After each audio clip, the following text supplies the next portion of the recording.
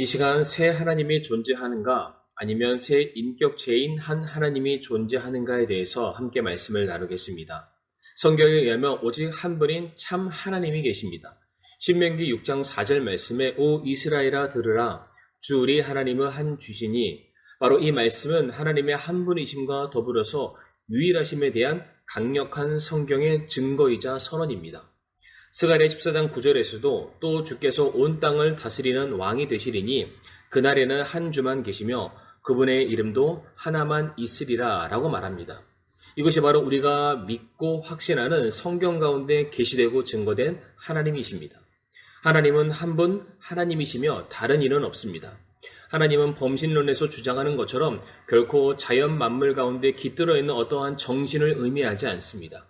또한 다신론에서 주장하는 것처럼 많고 많은 신 중에 강력한 하나의 신을 언급하는 것 또한 아닙니다. 하나님은 절대적으로 유일하고 오직 한 분인 하나님이심을 우리는 믿고 있습니다. 그런데 성경을 잘 살펴보게 되면 하나님께서 자기 자신을 인간들에게 계시하고 나타내실 때에 때때로 복수의 용어로 자신에 대해서 언급하시는 경우들이 있습니다. 다시 말해 하나님께서 자신의 단일성에 대해서는 강조하고 계시지만 때때로 그분의 신성 안에 여러 위격, 즉 동일한 위엄과 권능과 영광을 함께 공유하고 있는 새 인격체인 아버지와 아들과 성령님이 계심을 우리들에게 가르치고 있다는 것입니다.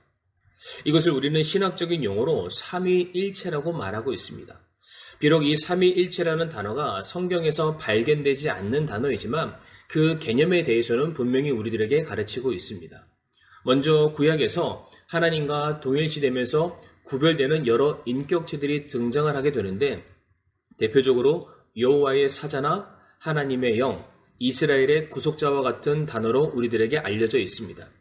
이것은 하나님의 인격적인 대리자로 언급이 되고 있거나 때때로 이것은 하나님과 동일시되고 있습니다. 그리고 구약에서 하나님께서 자신을 복수의 영으로 언급하신 대표적인 경우가 있는데 바로 창세기 1장 26절의 말씀입니다.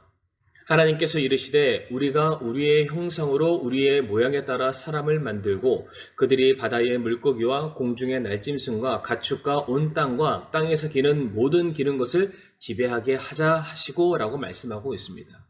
그리고 신약에서는 좀 더 구체적으로 삼위일체에 대해서 암시하거나 말씀하고 있는 부분들이 있습니다. 마태복음 3장 16절에서 17절 말씀 보게 되면 예수님께서 침례를 받으시고 곧바로 물속에서 올라오실 때에 보라 하늘들이 그분께 열렸으며 또 하나님의 영께서 비둘기같이 내려와 자기 위에 내려앉는 것을 그분께서 보시더라.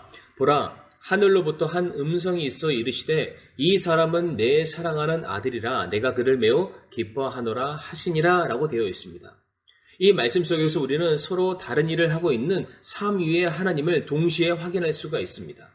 성부 하나님께서는 인간들의 구속, 곧 그들의 구원을 계획하시고 바로 아들이신 예수 그리스도를 이 세상에 보내시게 되었습니다. 그리고 성자이신 예수님께서는 성부 하나님의 말씀에 순종하여서 우리를 위해 십자가의 구속을 담담히 성취해 내시게 됩니다. 그리고 그 예수님께서 하늘에 오르시고 난 그 이후 성부 하나님과 성자 예수님에 의해서 보내심을 받은 성령 하나님께서 이 땅에 내려오셔서 이제 믿는 자들로 하여금 하나님의 자녀됨을 보증하시며 또한 거룩하게 하시고 그들이 섬길 수 있는 모든 능력들을 허락해 주시고 채워주고 계십니다. 그리고 이와 같은 삼위일체에 대한 성경의 확고한 또 하나의 구절이 있는데 바로 요한일서 5장 7절의 말씀입니다. 하늘에 증언하는 세 분이 계시니 곧 아버지와 말씀과 성령님이시라. 또 이 세 분은 하나이시니라 라고 말하고 있습니다.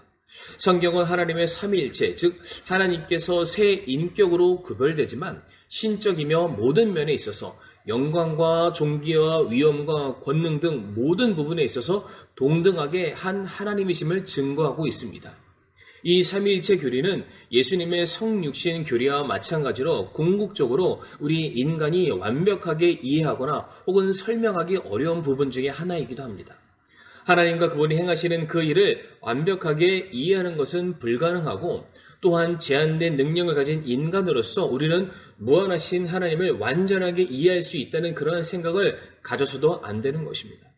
그럼에도 불구하고 우리가 이 삼위 하나님께서 이루어내시는 이 조화롭고 완벽하신 이 놀라운 사역들을 우리가 믿을 수 있는 것은 바로 하나님의 은혜 때문입니다. 로마서 11장 33절과 34절 말씀에 오 깊도다 하나님의 지혜와 지식에 부요하며 그분의 판단들은 헤아릴 수 없으며 그분의 길들은 찾지 못할 것이로다. 누가 주의 생각을 알았느냐? 누가 그분의 좋은 자가 되었느냐?